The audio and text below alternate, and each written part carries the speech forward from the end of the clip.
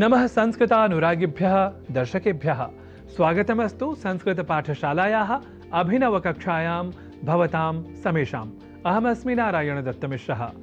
संस्कृत पाठशाला की कक्षा में आज शब्दों के शुद्ध उच्चारण और शुद्ध लेखन की श्रृंखला में चर्चा एक ऐसे शब्द की जिसके मूल को या प्रकृति को हम समझ लें या उसे स्मृत रखें तो हम इस शब्द के कुशल प्रयोक्ता बन सकते हैं। और शब्द के कुशल प्रयोक्ता बनने के साथ ही न केवल संस्कृत भाषा की ही गहरी समझ विकसित होती है बल्कि संस्कृत से प्रत्यक्षतः या परोक्षतः प्रभावित भाषाओं के प्रयोग में भी हमारी सिद्धहस्तता हो जाती है। और इन दिनों आप संस्कृत पाठशाला में एक विशेष शब्द के शुद्ध उच्चारण और लेखन को जान लेने के बाद कुछ वाक्यों का भी कर लेते हैं अभ्यास, यह जानते ही हैं आप। तो देर किस बात की, चर्चा आरंभ करते हैं उस शब्द की।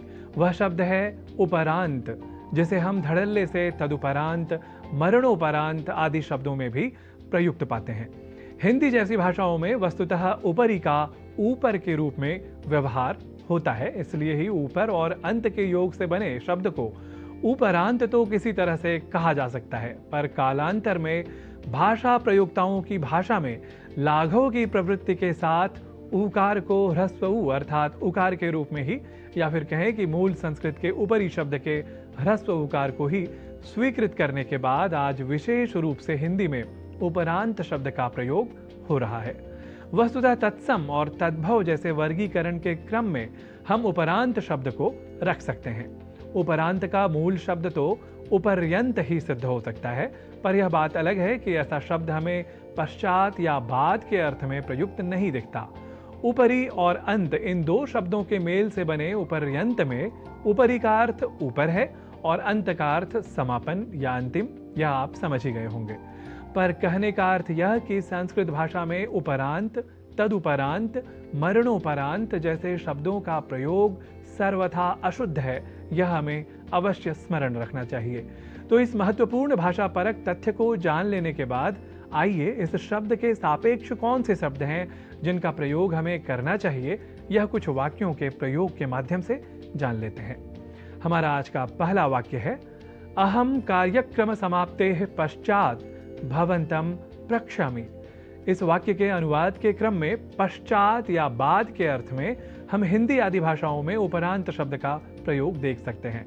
अर्थात अहम कार्यक्रम समाप्तेः पश्चात भवंतम प्रक्षामि, इस वाक्य को हिंदी में हम कह सकते हैं, मैं कार्यक्रम की समाप्ति के उपरांत या बाद आपको पूछूंगा। इसी तरह अहम तत्पश्चात न किमपि उक्तवान, इस वाक्य के अनुवाद के क्रम में उसके पश्चात या उसके बाद के अर्थ में हम हिंदी आदि भाषाओं में तदुपरांत शब्द का प्रयोग देख सकते हैं।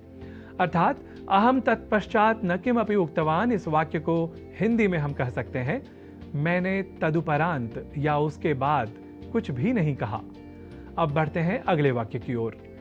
मरणात् परम भारत रत्न सम्माननम के अवाप्तवन्तः, इस वाक्य के अनुवाद के क्रम में मरने के पश्चात या मरने के बाद के अर्थ में हम हिंदी आदि भाषाओं में मरणोपरांत शब्द का प्रयोग देख सकते हैं।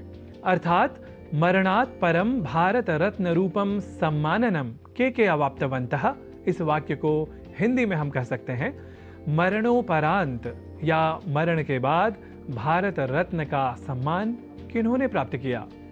तो आज आपने यह जाना कि उपरांत, तदुपरांत, मरणोपरांत जैसे शब्द प्रयोग की दृष्टि से संस्कृत में तो कथम अपि प्रयुक्त नहीं होते, और यदि इन शब्दों का प्रयोग करता हुआ कोई भी आपको दिखे तो आप कह सकते हैं कि अशुद्ध प्रयोग है एषः, अर्थात यह अशुद्ध या गलत प्रयोग है।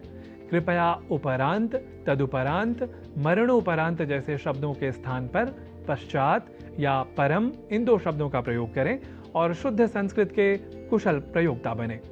तावत् पुनरायास्यामि अभिनव शब्दं स्वीकृत्य अधुना प्रत्यागमनाय अनुमतिः देया। नमोस्तु सर्वेभ्यः।